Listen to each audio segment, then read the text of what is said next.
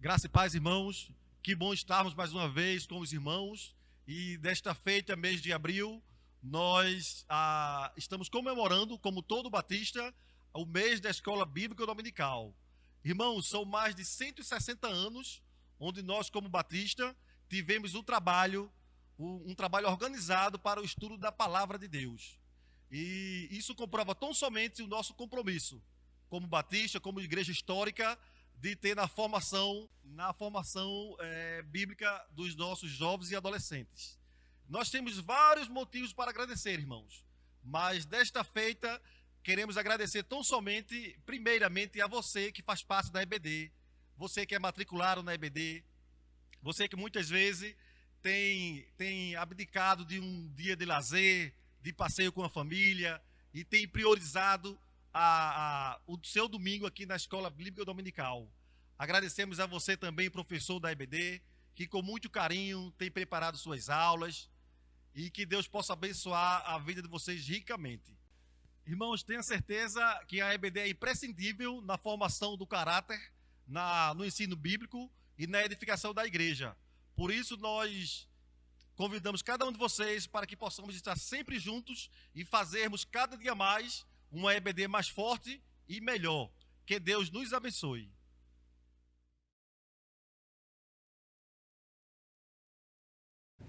Olá, irmãos, bom dia. Nós estamos aqui juntos mais uma vez para a Escola Bíblica Dominical. Desde já nós agradecemos a oportunidade de estarmos participando com os irmãos nessa manhã. É uma alegria nós estarmos juntos para nós estudarmos a palavra do Senhor. E nesse trimestre nós estamos estudando as cartas do apóstolo Paulo. Então nós temos estudado desde o início. A irmã Rose esteve trazendo para os irmãos um pouco do contexto ali da viagem missionária do livro de Atos do apóstolo Paulo. E também na segunda lição, o irmão Benobi teve trazendo para a gente o capítulo 1 e 2 do livro de Gálatas, trazendo os princípios ali do estudo da palavra de Deus, demonstrando quem foi que escreveu o livro, por que escreveu e trazendo os aspectos iniciais da carta de Gálatas. No domingo passado, o irmão Samuel teve trazendo para a gente o estudo da lição 3, justamente estudando o capítulo 3 de Gálatas. E hoje nós vamos estar estudando o capítulo 4 de Gálatas, que também coincidentemente é a lição 4 da nossa lição.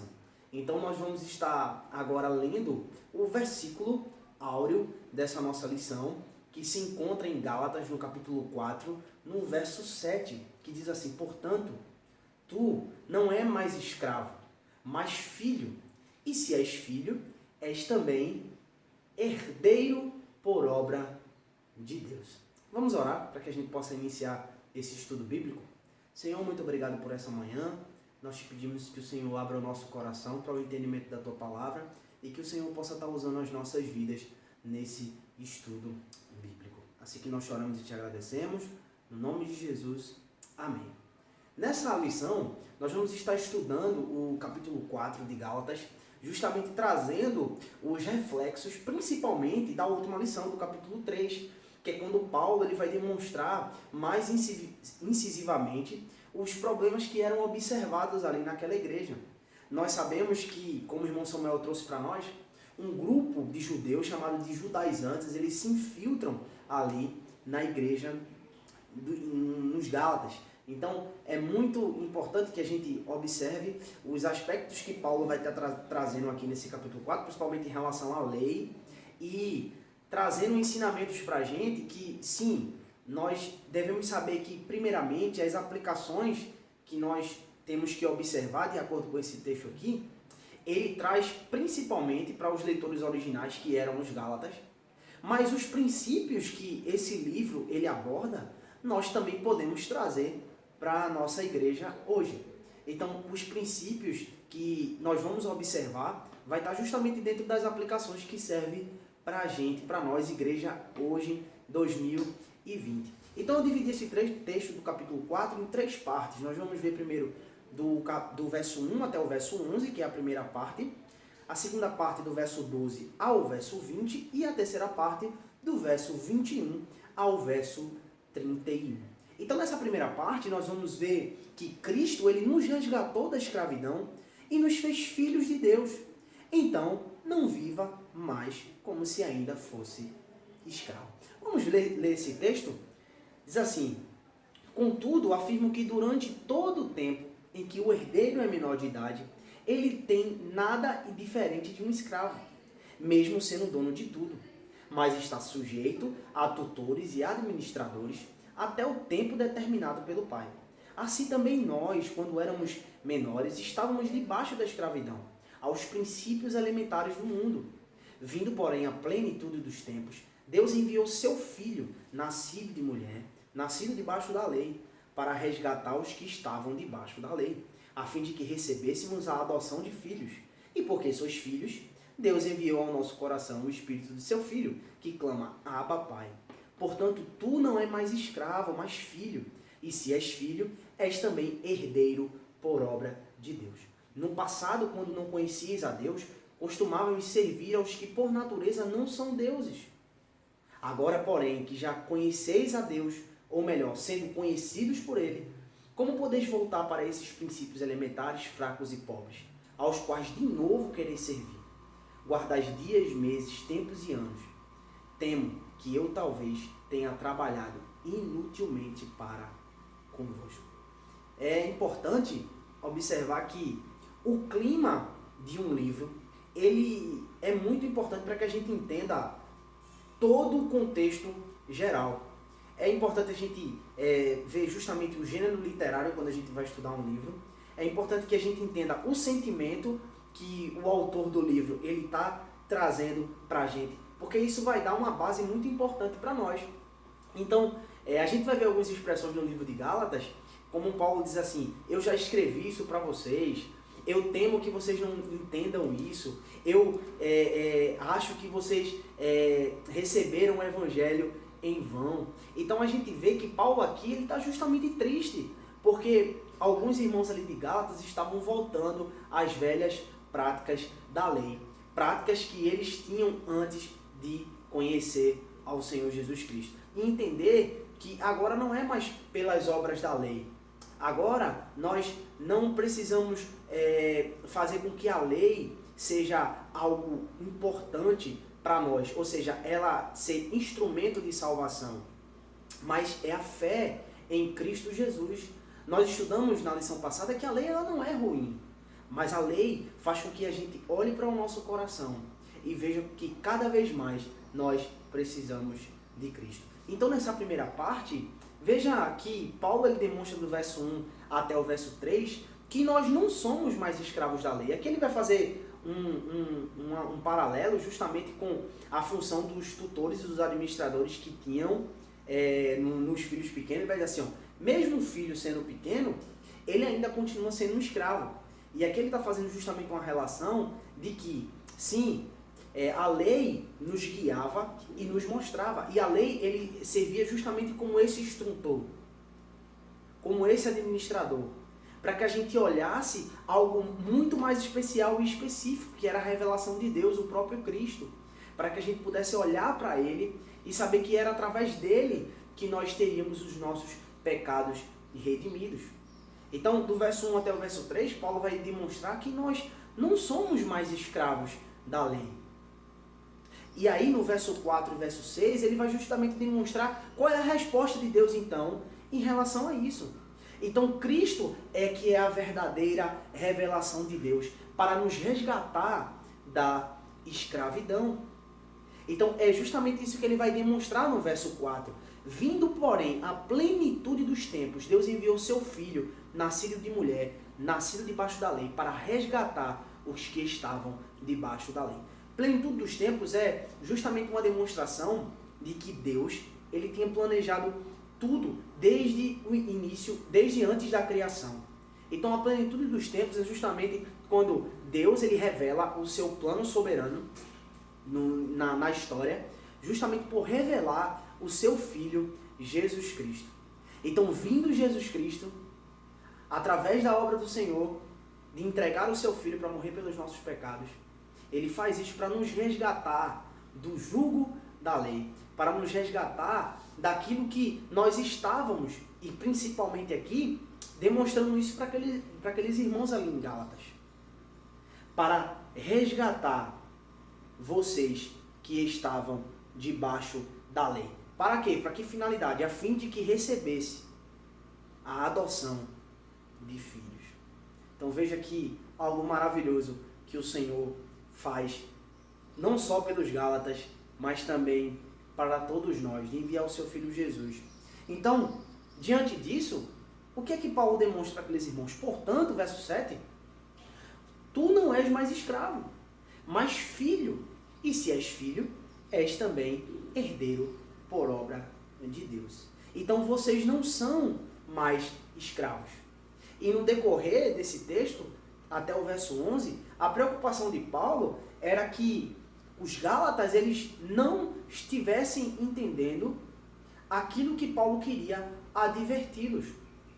Aquilo que Paulo queria demonstrar para aqueles irmãos. Então, o que é que alguns estavam fazendo ali? Eles estavam justamente escutando os ensinos dos judaizantes, que eles teriam que cumprir com as festas que estavam no calendário dos judeus, que eles precisavam guardar dias, é como ele faz a referência aqui no verso 10, vocês guardam dias, meses, anos.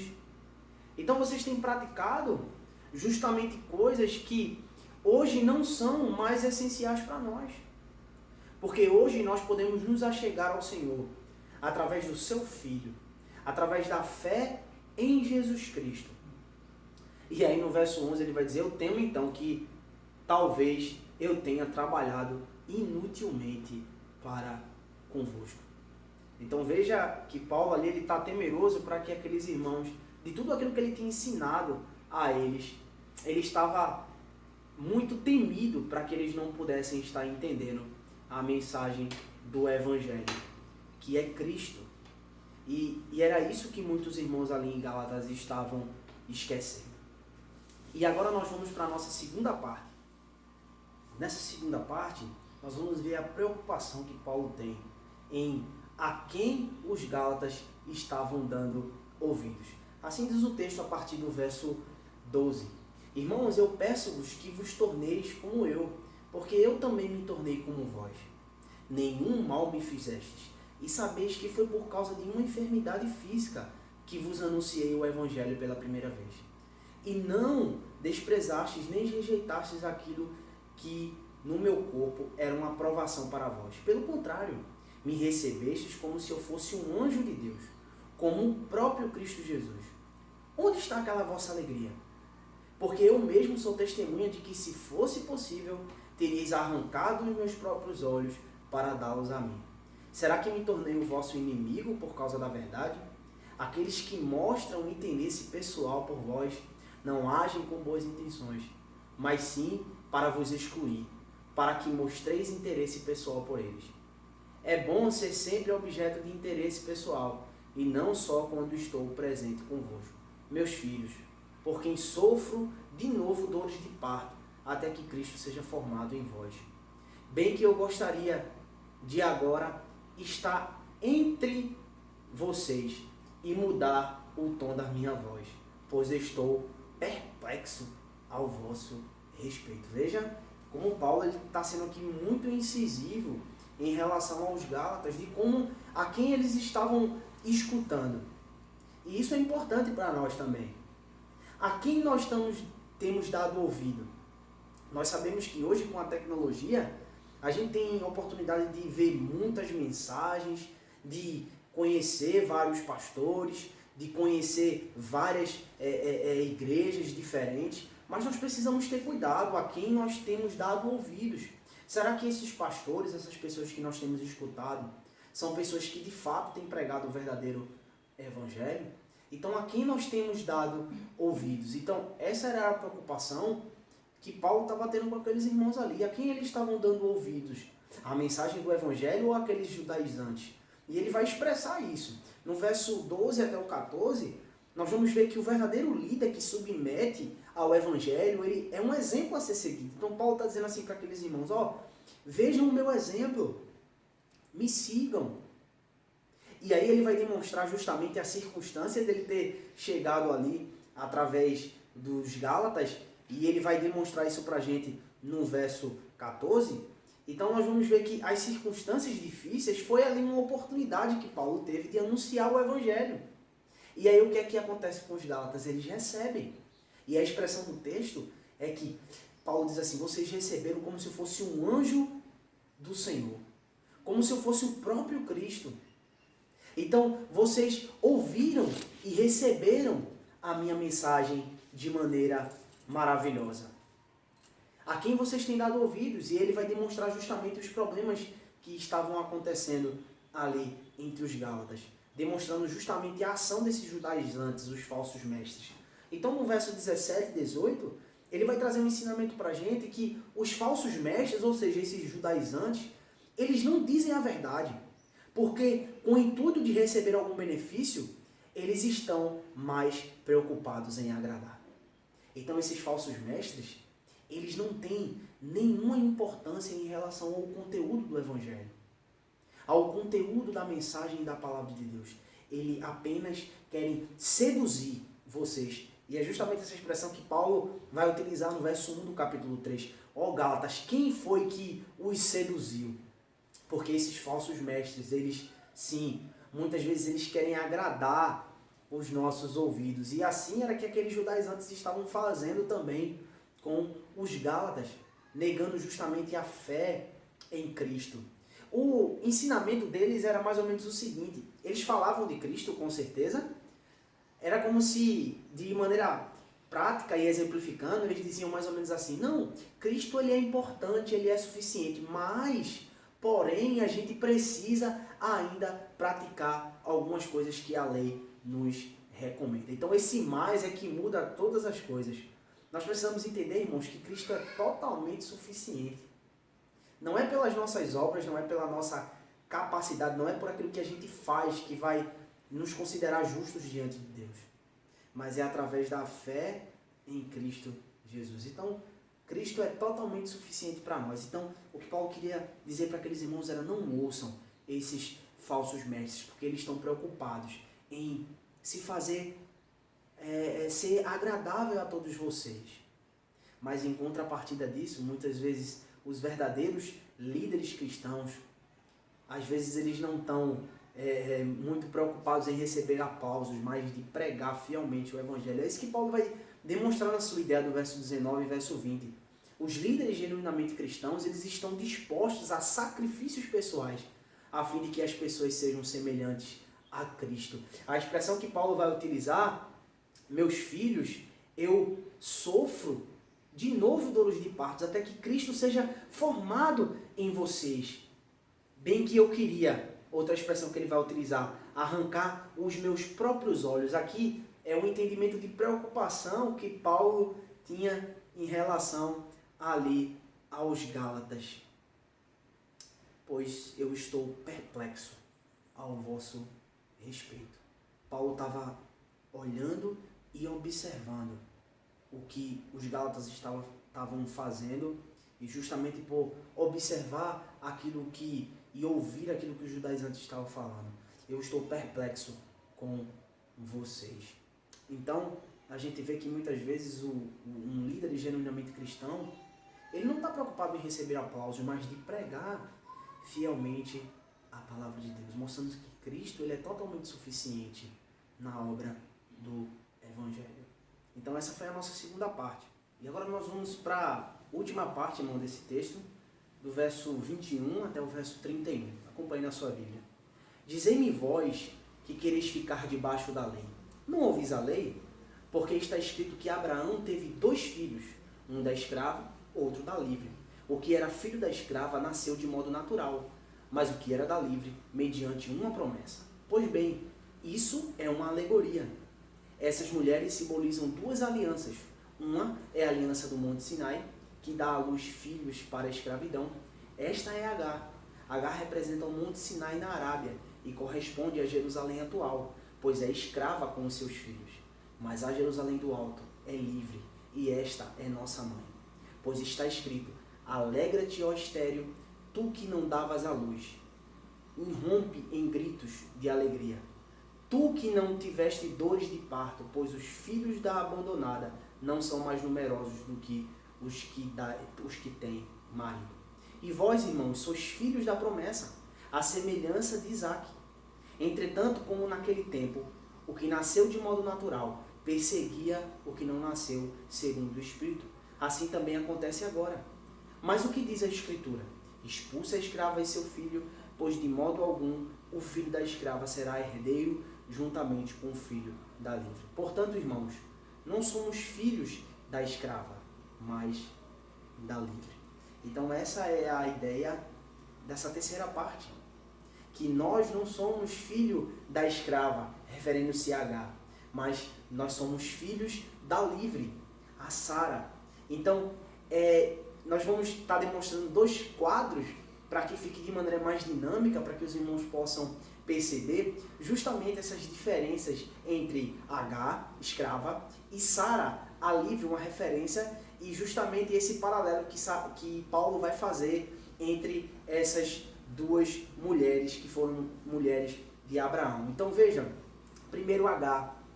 Então o verso 23 vai demonstrar para a gente que ela vem os seus filhos são filhos naturais. É de herança humana. Elas estão debaixo da lei e são incapazes de cumpri-la. Outro ponto também é que a aliança do Monte Sinai é uma aliança incompleta. O verso 24 vai demonstrar isso para a gente. O terceiro é a escravidão. Ela dá à luz a filhos para escravidão. O pecado nos fez cativos e submissos. É isso que o verso 24 vai demonstrar. O quarto ponto é que o Monte Sinai, na Arábia, é correspondente a Jerusalém, naquela região que estava sob justamente o jugo de Roma. Então, é uma Jerusalém com valores religiosos, são pessoas religiosas, pessoas legalistas, pessoas que não observam que não é através das obras da lei que nós somos justificados diante de Deus, mas é pela fé em Cristo. O verso 25 vai trazer isso para a gente. Agora Sara, em contrapartida disso, são filhos que advêm da promessa de Deus. A fé, a promessa. Deus fez a promessa a Abraão e ele cumpriu de maneira plena. Através de Abraão, todas as famílias da terra seriam abençoadas. É justamente isso que se cumpre em Jesus Cristo. O versículo 23 vai trazer esse ensinamento para a gente. No verso 28, diferente de ser uma aliança incompleta, agora é uma aliança plena. Os filhos da promessa são semelhantes como Isaque. Isaque, ele foi um milagre de Deus. Versículo 28. Eles são para a liberdade, diferente de Agar, que eram para a escravidão. A liberdade, no verso 22, vai trazer isso para a gente. Eles são livres. O próprio Cristo, ele falou no Evangelho de João, no verso 8:36. Quando o Filho vos manifestar, verdadeiramente vocês serão livres. Vocês não serão mais escravos.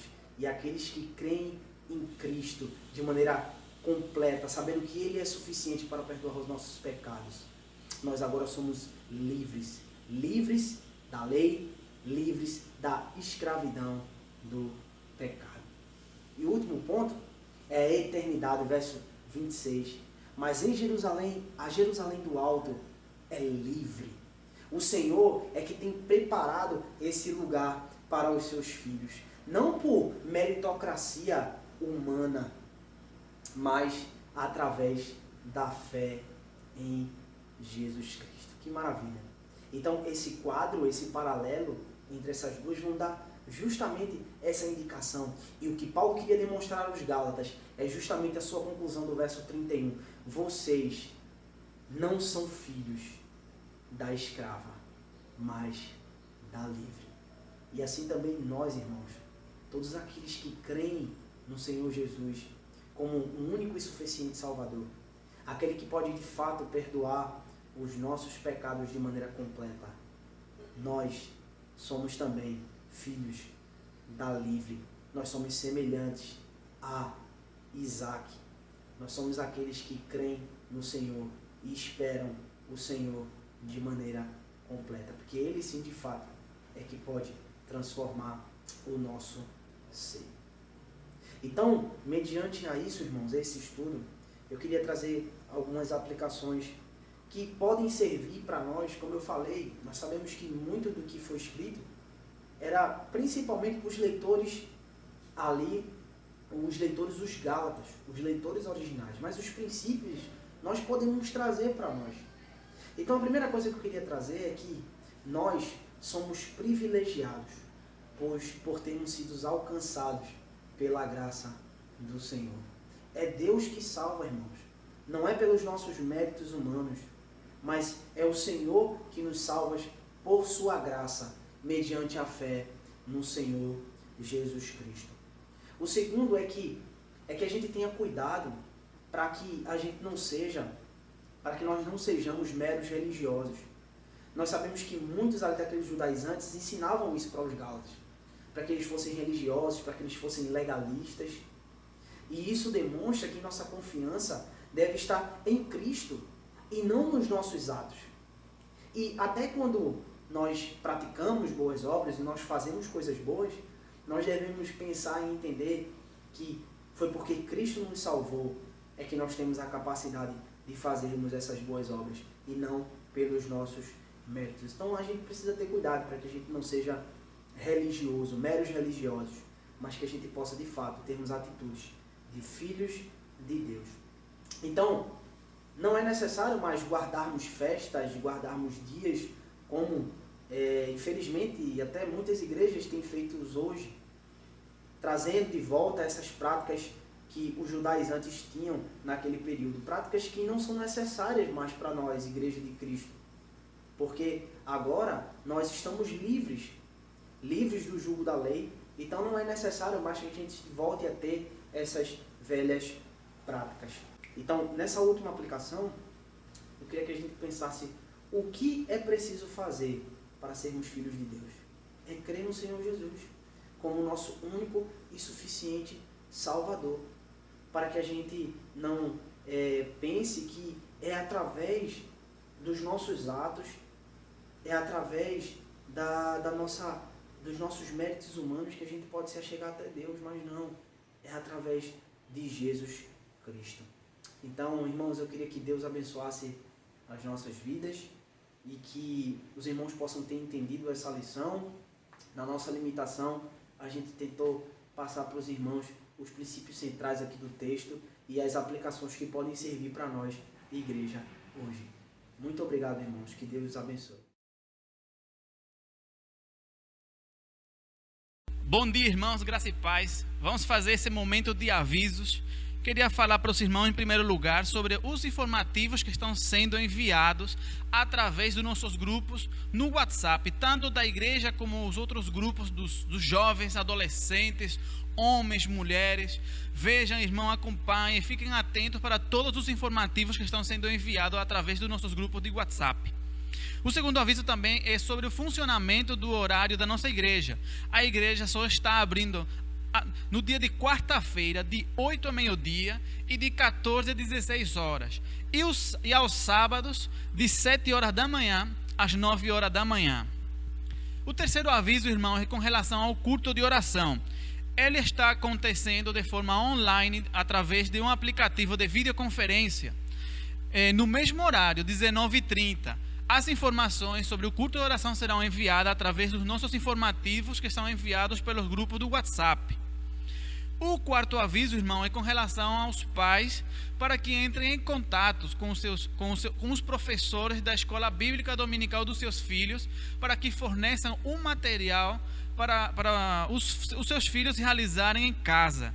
Entrem em contato com eles através do WhatsApp para que eles enviem os materiais. Quinto e último aviso, meus queridos irmãos, é com relação às nossas redes sociais. Nos sigam, curtam a fanpage do Facebook, também nos sigam o nosso perfil do Instagram e se inscreva no nosso canal, que é lá que a gente está postando o culto de todo domingo. Deus abençoe, até a noite.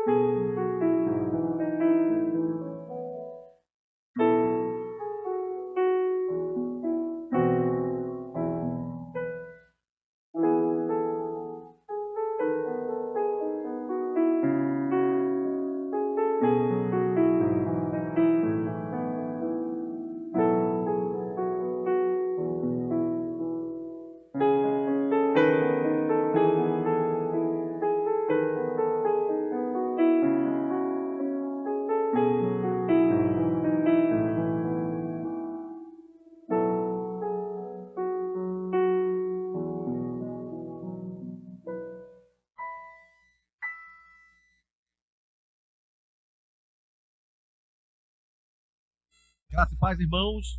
Nós estamos aqui mais uma vez para dar início ao nosso culto de louvor e gratidão a Deus. Nós agradecemos a cada um de vocês que participaram da nossa EBD e desta feita convidamos cada um dos irmãos para fazermos o introito bíblico que se encontra em Apocalipse 4 e versículo 8, que diz o seguinte: Santo, Santo, Santo é o Senhor, Deus Todo-Poderoso. Amém? Vamos dizer mais uma vez: Santo, Santo, Santo é o Senhor, Deus Todo-Poderoso.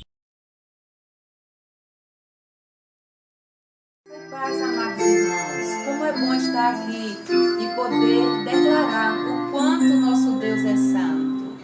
Santo, Santo, Santo, Deus onipotente, sendo de manhã entoamos teu louvor. Santo, Santo, Santo, nosso Deus triuno, excelso Deus, excelso Criador.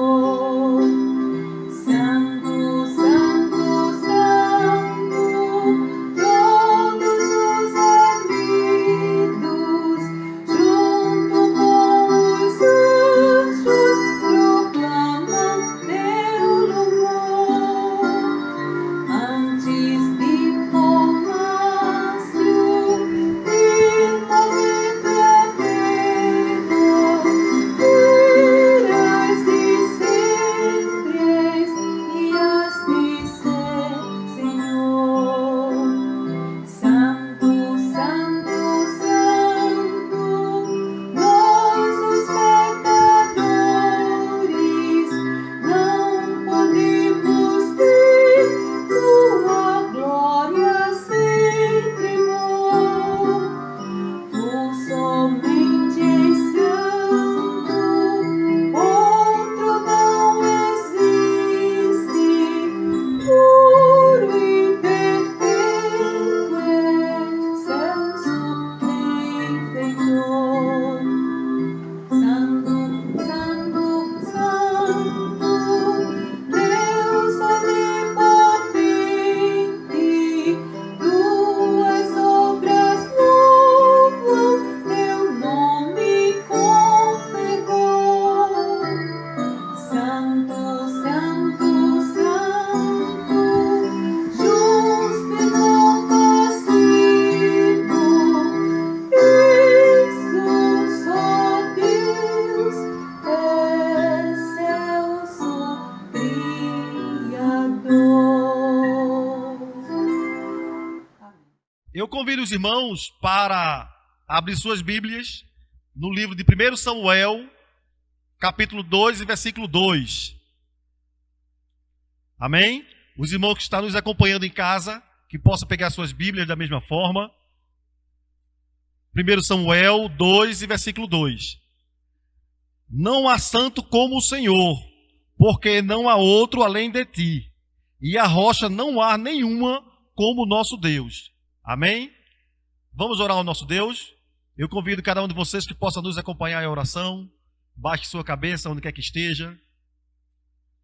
Nosso Deus e Pai, nós te agradecemos pelo privilégio, Senhor, de poder estar na tua casa. Nós te agradecemos, ó Deus bendito, pelo privilégio da salvação e por termos a ti, ó Deus, como servir, ó Pai bendito. Pai, nós colocamos nas tuas mãos, Senhor, as famílias, Pai, que estão passando por alguma dificuldade diante dessa pandemia. Pessoas, Pai bendito, que têm perdido o emprego, Pai, e têm dificultado desta forma, Senhor, prover algo e alimento para a sua família. Que tu possa abençoá-lo, ó Pai, que tu possa confortá-lo. No nome do teu Filho amado Jesus é que nós te oramos. Amém.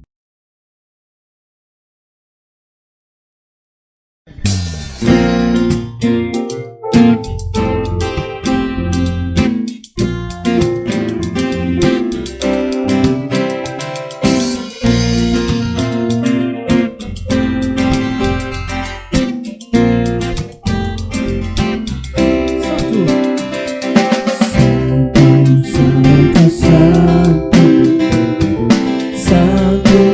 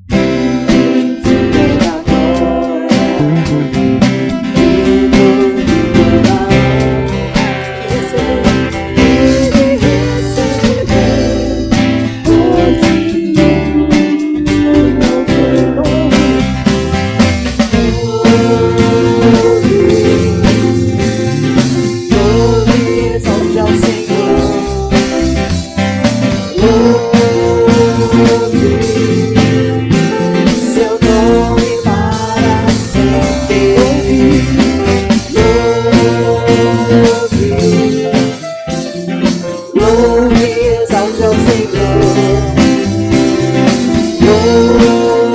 Louve seu nome para sempre.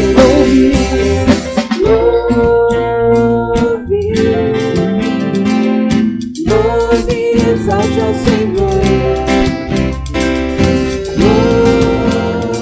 Louve seu nome para sempre.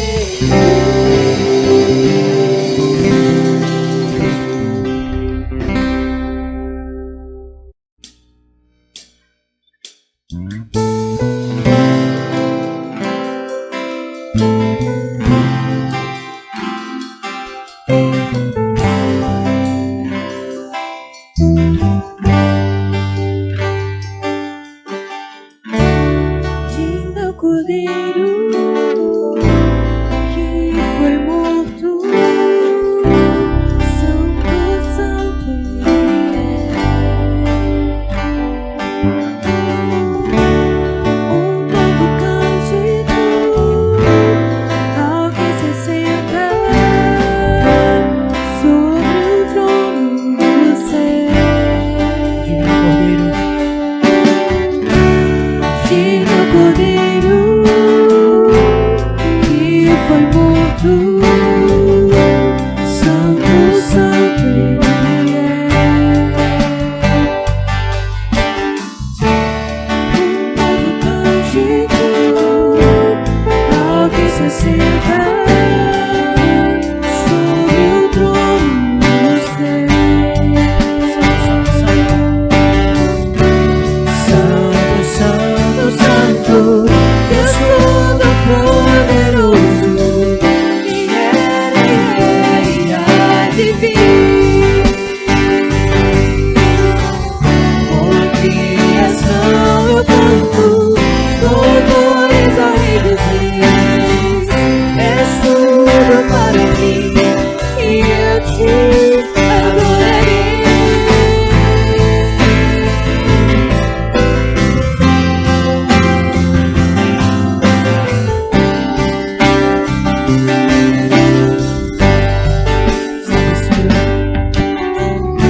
Está vestido no arco-íris, som de trovões e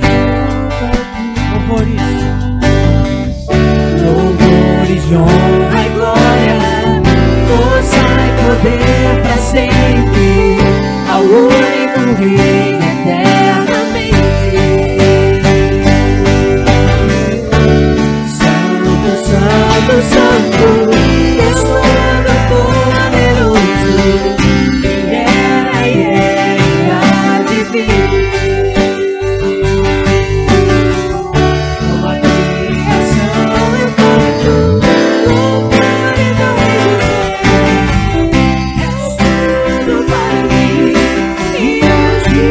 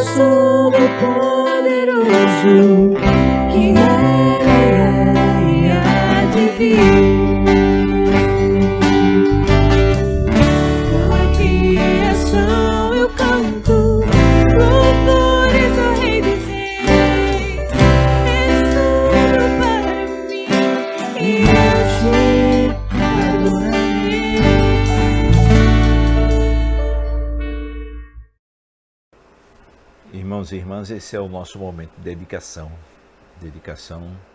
de vidas, das nossas vidas ao Senhor. O culto em si é uma dedicação, não é verdade? Mas essa parte nós ressaltamos para um compromisso mais específico com o Senhor. No Salmo 116, o salmista diz: que darei eu ao Senhor por todos os benefícios que me tem feito. No momento de crise, às vezes de falta de emprego, num momento de muitas dificuldades materiais, alguém poderia dizer: não tenho nada para dar ao Senhor. Mas na verdade, o mais importante é a sua vida. As outras coisas devem ser consequência da sua dedicação a Deus. E o salmista diz: que darei eu ao Senhor? Darei a minha própria vida, me envolverei com a salvação, e na salvação que o Senhor me deu, pagarei os meus votos. E os votos são votos de servos, porque o Salmo 116 todo fala de gratidão pela salvação de Deus, pelo livramento. Nós já estamos antecipando a gratidão a Deus por tudo isso. Aliás, já de coisas que Ele nos deu e nós estamos aqui hoje, certo? Mas o que virá depois, o livramento e a salvação dele. Vamos orar. Senhor, nesse momento, nós queremos te pedir a tua provisão para os teus servos e servas, para as casas dos teus servos, o emprego, o cuidado, a saúde. Sim, Senhor. Quando não tivermos nada, ou se alguém não tem nada de concreto ou de material a colocar no altar, Senhor, ó Pai, que possamos entender que o mais importante da dádiva a Ti é a nossa própria vida, é cumprir os votos que fizemos de lealdade ao Senhor, de serviço ao Senhor. E com certeza, fazendo assim, as outras coisas virão, dedicando a nossa vida como início da dádiva a Ti, Senhor, ao Teu serviço. As portas dos céus se abrirão, como diz a Tua palavra. Nos abençoa, nos dirige e nos dá essa alegria crescente de sermos mantenedores da Tua obra, através dos dízimos e ofertas, mas principalmente as nossas vidas no Teu altar. No nome de Jesus te oramos. Amém.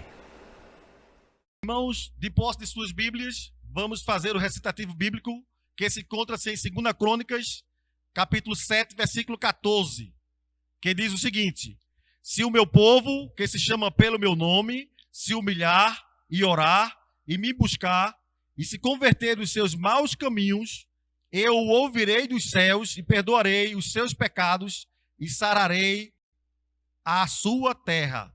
Amém. Irmãos, nesse momento, nós convidamos cada um de vocês para que, onde quer que vocês estejam, em suas casas, possamos fazer um momento de oração. Momento de oração pela nossa nação. Já é sabido de todos a crise que estamos passando, tanto uma crise econômica como uma crise de pandemia, mas que diante de Deus nós possamos colocar toda a nossa ansiedade. Vamos orar nesse momento. Nosso Deus e Pai bendito, mais uma vez, Pai, nós estamos na Tua presença e colocamos, ó Pai, diante de Ti, Senhor, o nosso país, a nossa nação, Pai bendito. Que Tu possa, Pai bendito, através do Teu Espírito Santo, atuar nos corações dos dirigentes da nação, do executivo, legislativo. Pai bendito, que essas pessoas, ó Pai, possam, acima de tudo, ó Pai, governar sob o Teu temor, ó Pai bendito. E que possa, assim, ó Pai, cuidar das pessoas. Pessoas, ó Pai bendito, que têm sofrido, Pai, tão somente por atitudes de orgulho egoísta de um e de outro, Pai bendito. E que o Teu Espírito Santo, Pai, possa atuar na vida dessas pessoas. É o que nós te oramos, no nome do Teu Filho amado Jesus. Amém.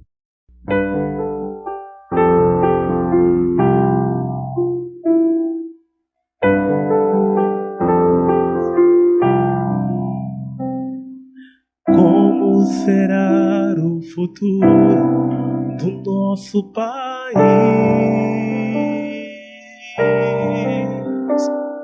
Surge a pergunta no olhar e na alma do povo. Cada vez mais cresce a fome nas ruas, nos morros, cada vez menos dinheiro pra sobreviver.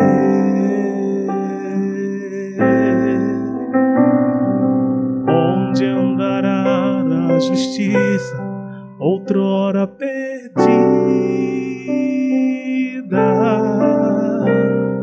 Some a resposta na voz e na vez de quem manda. Homens com tanto poder e nenhum coração. Gente que compra e que vende a moral da nação. Brasil, olha pra cima. Existe uma chance de ser novamente feliz. Brasil, há uma esperança. Volta teus olhos pra Deus, o justo juiz.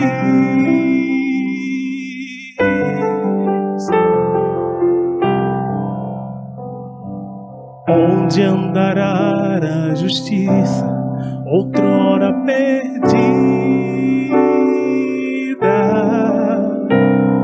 Some a resposta na voz e na vez de quem manda. Homens com tanto poder e nenhum coração.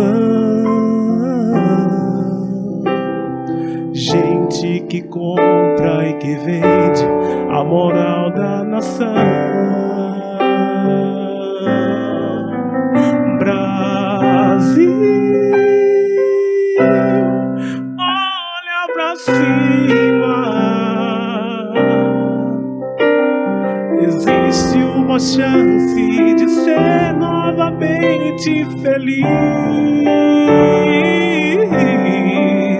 Brasil, há uma esperança. Volta teus olhos pra Deus, o justo juiz.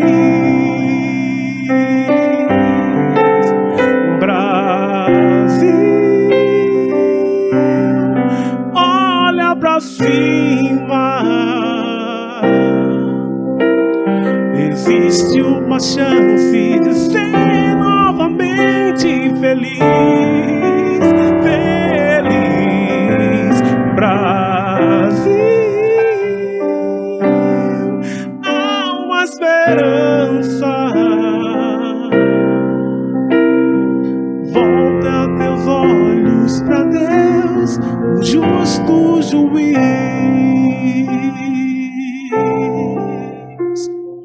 Como será o futuro do nosso país?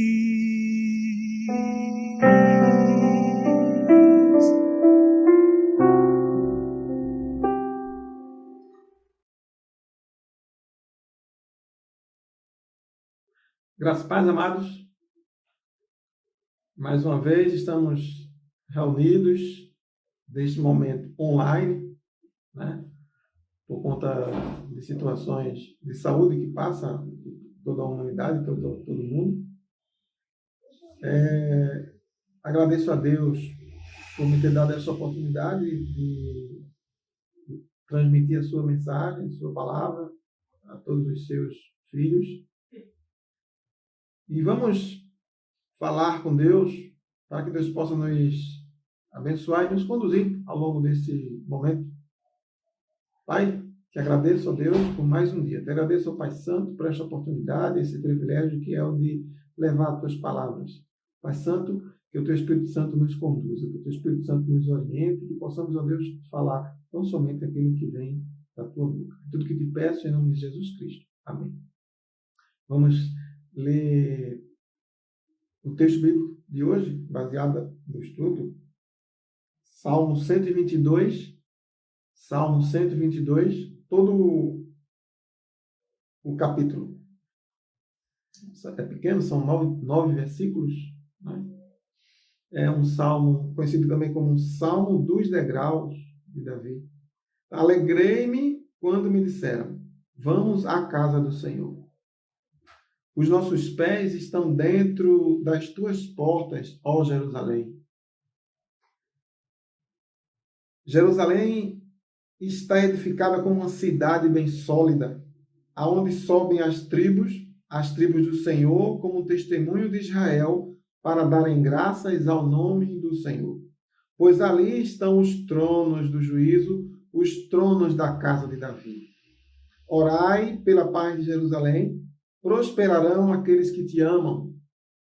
Haja paz dentro de teus muros e prosperidade dentro dos teus palácios. Por causa dos meus irmãos e amigos, direi, haja paz em ti. Por causa da casa do Senhor, nosso Deus, buscarei o seu bem. Amém? Deus nos abençoe e aplique em nossos corações essa palavra lida. Nesse momento de dificuldade, aprove Deus trazer essa mensagem para nós, os amados irmãos que estão me ouvindo até a minha pessoa, somos atingidos pela palavra de Deus para criar em nosso ser, nesse momento de tribulação, de conturbação, proteção, esperança, criar em nosso ser um sentimento aprazível na presença de Deus.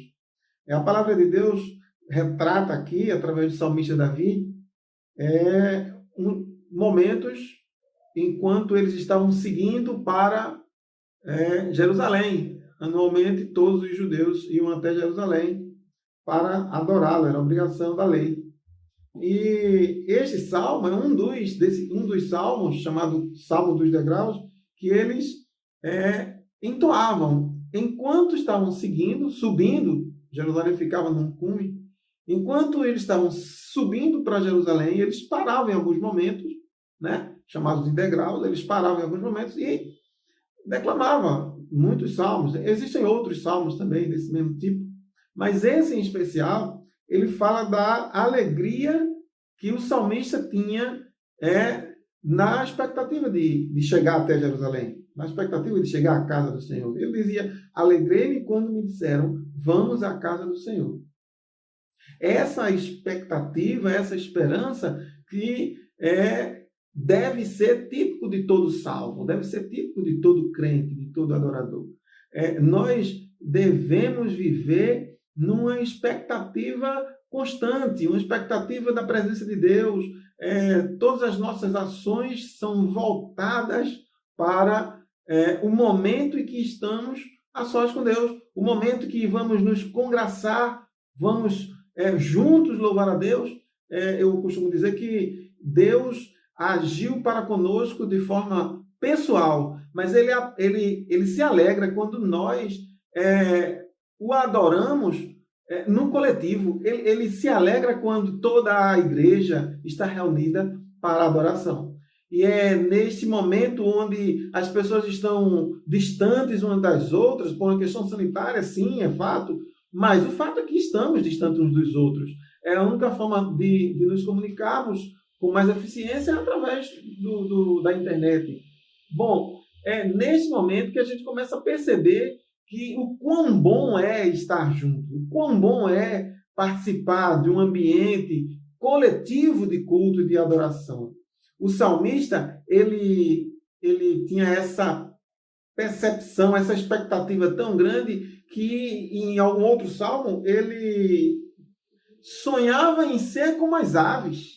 Ele queria ser como o pardal, porque lá eles estavam nos átrios do templo, né? Enquanto o salmista ainda ia para lá, iria para lá. Então, esperança é um ensino que a gente aprende com um adorador que é Davi, um homem segundo o coração de Deus, que deve ser nutrido em nosso coração. Uma viva esperança, uma esperança que vai ser concretizada com a ação de Cristo em nossas vidas. No versículo 2, no versículo 3, diz: Jerusalém está edificada como uma cidade bem sólida. A gente verifica aí a questão de proteção.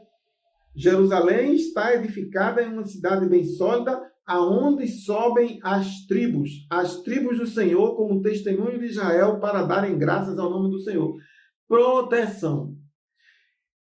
Jerusalém era uma cidade edificada sobre um monte com muralhas. À época era a cidade, uma das cidades mais seguras daquela região. De modo que todas as pessoas que se dirigiam a Jerusalém, a casa do Senhor, eles iam também na expectativa de proteção.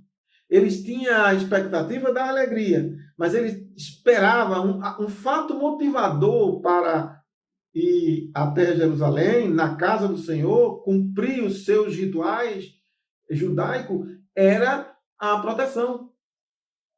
Os viajantes, depois de atravessar os vales da sombra da morte, sentiam-se seguros quando ingressava nos muros da cidade e se dirigia ao templo. Ainda no versículo 3, aonde sobe as tribos do Senhor, o salmista menciona a ideia aqui para darem graças ao nome do Senhor. E aí a gente percebe gratidão. Não há nada errado, amados. Quando a gente se dirige a Deus, ou a gente vai à igreja, ao templo, à casa do Senhor, buscar outros benefícios materiais, né? Pedir pelos irmãos, pedir para a cura de alguém, né? Pedir para passar em concurso. Não é errado, né? A gente pode pedir porque Ele é nosso Pai, não é errado. Mas o versículo, o salmista aqui, ele enaltece a necessidade de gratidão. É necessário nós nos dirigimos à casa do Senhor para agradecer. Para agradecer porque Deus, Ele é um Deus provedor.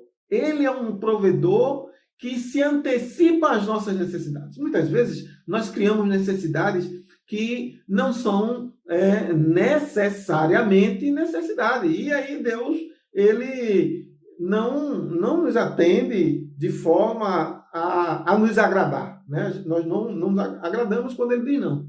Mas é verdade que as nossas necessidades reais, Deus supre. E esta gratidão que está elencada aqui no versículo 3 e 4.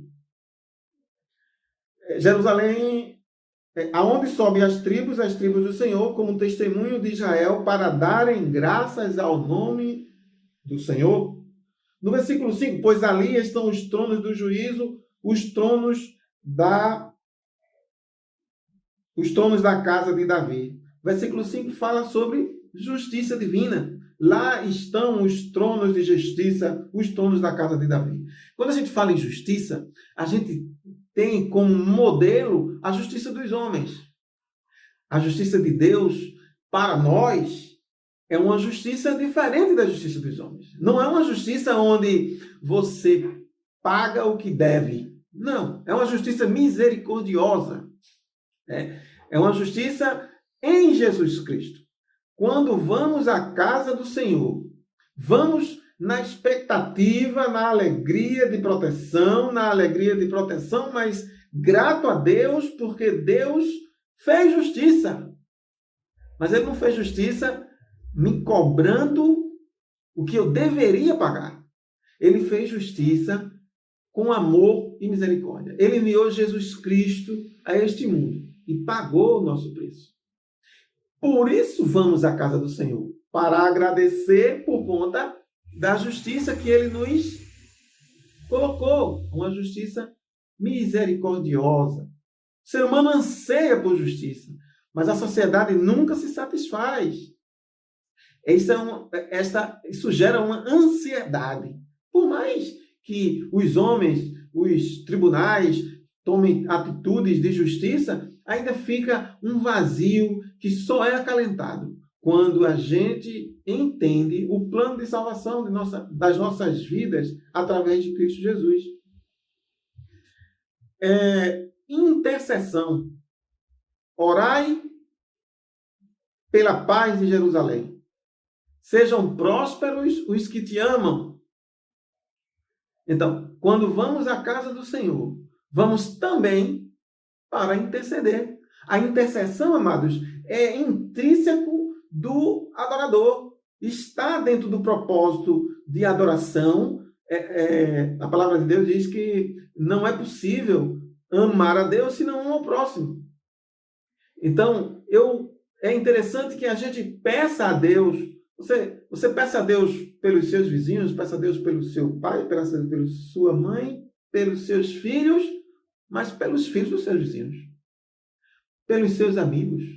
Quantas vezes você vai à casa do Senhor para pedir, não para que Deus lhe dê um emprego, mas que Deus dê um emprego ao seu vizinho.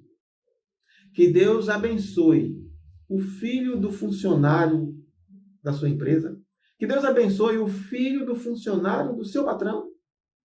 Nós vamos à casa do Senhor para interceder.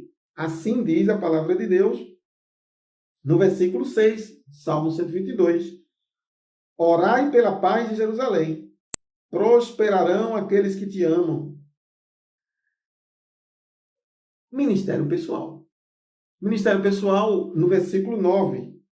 Por causa da casa do Senhor, nosso Deus, buscarei o teu bem. Essa deve ser uma proposta para o verdadeiro adorador. Que ele tenha este ministério, que não seja uma ação, e aí sim, não é uma ação coletiva, é pessoal. Sou eu que tenho esse ministério de agir de acordo com o que Cristo, de agir de acordo com o caráter de Cristo. No ministério pessoal é justamente onde há o discipulado. No ministério pessoal é onde há o testemunho. No ministério pessoal, nós levamos pessoas a Cristo. Devemos ir à casa do Senhor com esses elementos que citei aqui, né? Na esperança, na proteção, na gratidão, justiça divina, intercessão e ministério pessoal. Mas, amados, vamos refletir um pouco sobre o conceito de casa do Senhor. Né? O salmista, ele fala aqui, alegrei-me quando me disseram e vamos à casa do Senhor. Mas onde é a casa do Senhor? Quem é a casa do Senhor? Como chegar à casa do Senhor? Vamos refletir, analisar e sobre essa questão. E aí eu preciso dizer, amados, o conceito do salmista Davi com relação à casa do Senhor é diferente do nosso conceito. Sim, porque o salmista Davi, ele viveu numa época, no Velho Testamento, onde a graça de Cristo não tinha sido derramada ainda, isso na perspectiva de Davi. Os homens do Velho Testamento ainda não tinham vislumbrado a grandiosidade da misericórdia de Deus, ainda não tinha, a manifestação da graça de Deus ainda não tinha sido concretizada. Foi consumada no Calvário, quando Cristo disse, está consumado. Foi consumada no Calvário, onde o véu do templo se rasgou. Foi consumada no Calvário, quando, aí sim, a partir daquele momento, houve uma compreensão mais clara de que a casa do Senhor, na verdade, não era templos feitos por mãos de homens. Né? A palavra de Deus diz,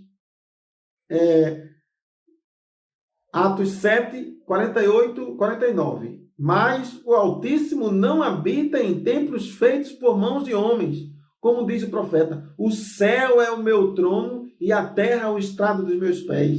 Que casa me edificareis? Diz o Senhor, o qual é o lugar do meu repouso.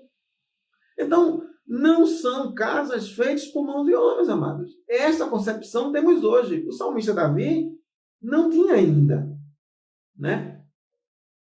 1 Coríntios diz: ou não sabeis que o vosso corpo é o templo do Espírito Santo que habita em vós, proveniente de Deus, e que não sois de vós mesmos.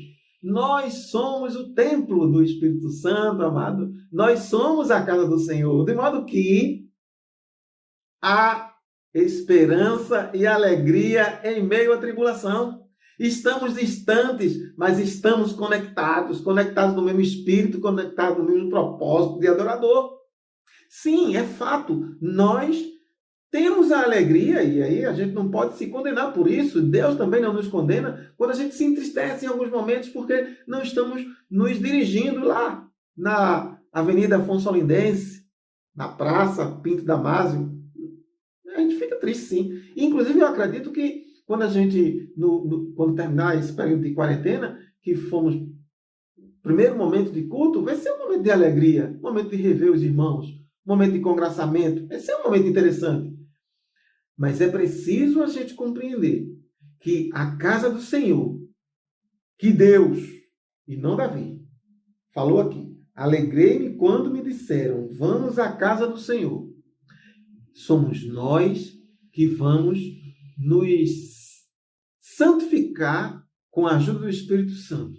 E vamos melhorar esta morada. Que a morada do Espírito, que a morada de Deus, que somos nós, possa ser uma morada santa. Que possamos nos preocupar e ao longo do dia, ao longo dos dias, possamos vivenciar a cada momento, a cada instante. O que você faz é prejudicial no relacionamento com Deus.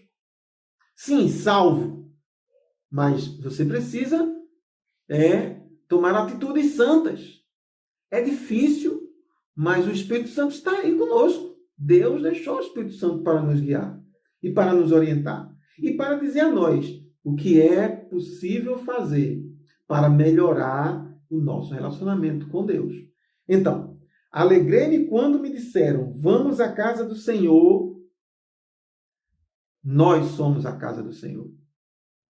Que Deus nos abençoe, que Deus oriente cada um dos amados irmãos a viver em união. Viver buscando a presença do Senhor a cada instante, sabendo que Ele está à disposição dentro de você. Amém. Irmãos, nós estamos chegando ao final do nosso trabalho, mas convidamos você e sua família, claro, para que logo mais às 18h30 nós possamos estar reunidos para louvar ao nosso Deus.